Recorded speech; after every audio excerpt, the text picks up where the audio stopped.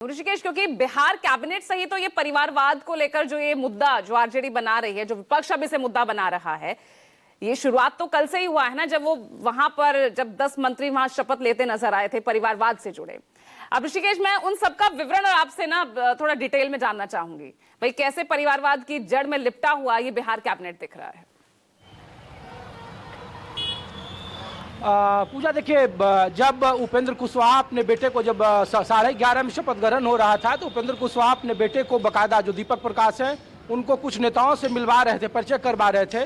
तो कुछ नेताओं ने पूजा उसी मंच के नीचे कहा उपेंद्र कुशवाहा को कि आपकी पत्नी स्नेहलता जी तो मंत्री बन रही है ना। उन्होंने बड़े ही हंसकर जवाब दिया, कहा नहीं नहीं, बेटे को अब राजनीति में एस्टैब्लिश करना है। और उन्होंने कहा कि आप जानते नहीं राजनीति में कब कैसा समय आ जाए, और ये उनके लिए सबसे माकूल समय है। ये उपेंद्र कुशवाहा का जवाब था जब शपथ ग्रहण चल रहा था, तब की बात है पूजा।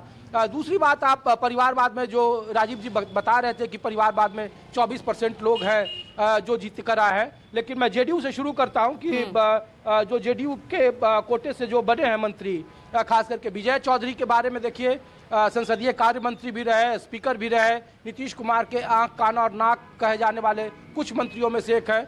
उनके पिता भी मंत्री थे, हालांकि पहली बार वो कांग्रेस से चुनकर आए थे विधानसभा में। 2010 में वो जेडीयू में शामिल हुए और फिर वो लगातार नीतीश कुमार के कैबिनेट में मंत्री हैं। एक विजेंद्र यादव हैं पूजा, जो सबसे वृद्ध हैं, और उन पर हालांकि उनके बेटे को लोग विधानसभा चुनाव लड़ाने की बात थी इस बार, जिस जगह पर वो सुपौल से चुनाव जीत कर आते हैं, लेकिन वो चुनाव नहीं जीत पाए। लेकिन बाकी आप देखिए कि लेसी सिंह जो है धमदाहा से चुनाव जीती है, 6 बार से चुनाव जीत रही हैं। उनके पति भुट्टन चौधरी एक बड़े ही बाहुबली नेता थे और समता पार्टी के दौर से नीतीश कुमार के साथी रहे थे और बेहद करीब हैं वो। अशोक चौधरी, उनके पिता महावीर चौधरी रहे, जो शेखपुरा से चुनाव जीत कर आते थे और पहले कांग्रेस में थे। उसके बाद अशोक चौधरी प्रदेश अध्यक्ष रहे कांग्रेस के, फिर पाला बदला वो 15 के बाद, और फिर जेडीयू में, और जब से तब से लगातार वो मंत्री हैं। हालांकि उसमें एक अपडेट है पूजा की, हो सकता है कि उनके पास जो 2 पोर्टफोलियो था 2020 के विधानसभा चुनाव के बाद जो नीतीश सरकार में वो मंत्री बने थे, तो एक ग्रामीण कार्य मंत्रालय और दूसरा पीडब्ल्यूडी था, तो उसमें से एक विभाग इनका पोर्टफोलियो छीना जा सकता है, जो जानकारी मिल रही है। हालांकि 11 बजे के बाद राजभवन भेजा जाएगा मुख्यमंत्री कार्यालय से, जो तमाम विभागों के जो विभागों का बंटवारा होना मंत्रियों का। तो एक जानकारी जो इसमें अशोक चौधरी के बारे में वो ये है। बाकी जो श्रेयसी सिंह के बारे में, जो सुनील कुमार, एक जो सबसे जो शिक्षा मंत्री हैं पूजा बिहार के और जेडीयू कोटे से आते हैं, वो खास करके गोपालगंज से भोरे से दूसरी बार चुनाव जीत कर आए और उनका पूरा परिवार राजनीतिक परिवार रहा है। उनके पिताजी के बारे में कहा जाता है कि वो संविधान सभा के गठन के वक्त में वो उसके मेंबर थे।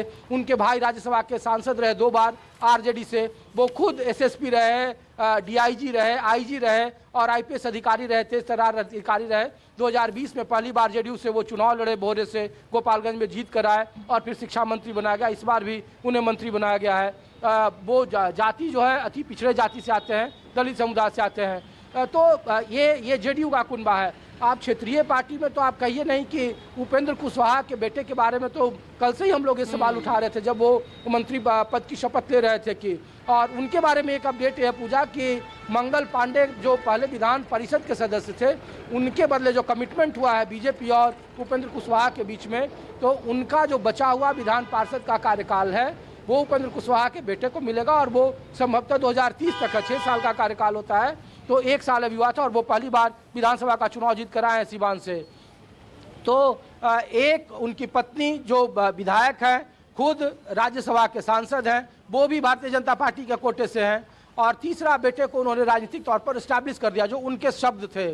उपेंद्र कुशवाहा के बाद आप देखिए कि जीतन राम मांझी के बारे में राजीव जी बता ही रहे थे कि कैसे एक पार्टी का मुखिया मंत्री है, उनके बेटे जो हैं वो मंत्री हैं, विधान पार्षद हैं, उनकी समधन, उनकी बहू। और दिलचस्प बात है पूजा की, जब टिकट का बंटवारा हो रहा था तो जीतन राम मांझी इमामगंज, जो उनकी परंपरागत सीट है जहां से वो विधानसभा चुनाव जीत कर आते थे, वहां अपनी बेटी को चुनाव लड़ाना चाहते थे, लेकिन परिवार में ही कलह हो गया। बेटे ने वीटो लगा दिया, राष्ट्रीय अध्यक्ष हम के संतोष सुमन है, और फिर उनके बदले उनकी पत्नी को चुनाव लड़ाया गया। तो ये पारिवारिक अंदरूनी, तो ये पारिवारिक न्याय है, सामाजिक न्याय का जो ढर्रा बड़े बड़े नेता चलते हुए आए थे, और जो लालू परिवार पर या लालू यादव पर राजनीति में आरोप लगा कि सामाजिक न्याय से कैसे पारिवारिक न्याय की तरफ शिफ्ट करते गए, तो कमोबेश उसी राजनीति के पैटर्न पर जो क्षेत्रीय दल हैं, एक नीतीश कुमार को छोड़कर पूजा, चाहे उपेंद्र कुशवाहा हो, जीतन राम मांझी हो, वो भी पारिवारिक न्याय के ही डर्रे पर आगे बढ़ रहे हैं। आप देखिए कि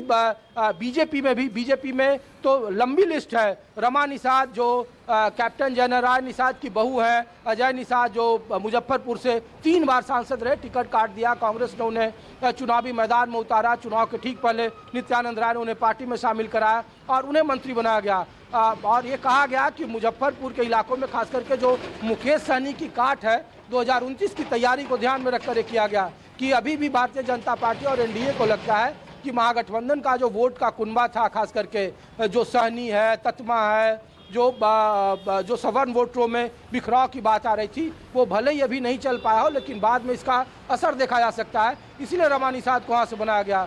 श्रेयसी सिंह के बारे में जानती हैं कि दिग्विजय सिंह केंद्रीय मंत्री थे और उनकी बेटी है वो, उनकी पत्नी भी, उनकी माँ भी एक बार चुनाव लड़ी थी बांका से निर्दलीय। तो इनका एक राजनीतिक परिवार है और संभावना है कि जब जो विभागों का डिस्ट्रीब्यूशन होगा तो खेल मंत्रालय दिया जाएगा। जो जानकारी निकल कर आ रही है कि खेल उनके पास आ सकता है। 3 में से जो 3 महिला चुन कर आई हैं। तो ये आप नितिन नवीन के बारे में जानते हैं कि उनके पिताजी बांकीपुर से कई बार के विधायक रहे। इसके अलावा जो इसमें कई सारे नाम हैं, एक नाम की चर्चा नहीं। अगर 24% का नंबर है तो ये बड़ी बात है, लेकिन हाँ एक बात ये जरूर है कि दोनों के विभागों का बंटवारा एक ही रहेगा, पोर्टफोलियो भी करीब करीब एक ही रहेगा, बहुत ज़्यादा चेंजिंग नहीं हो रही है। पूजा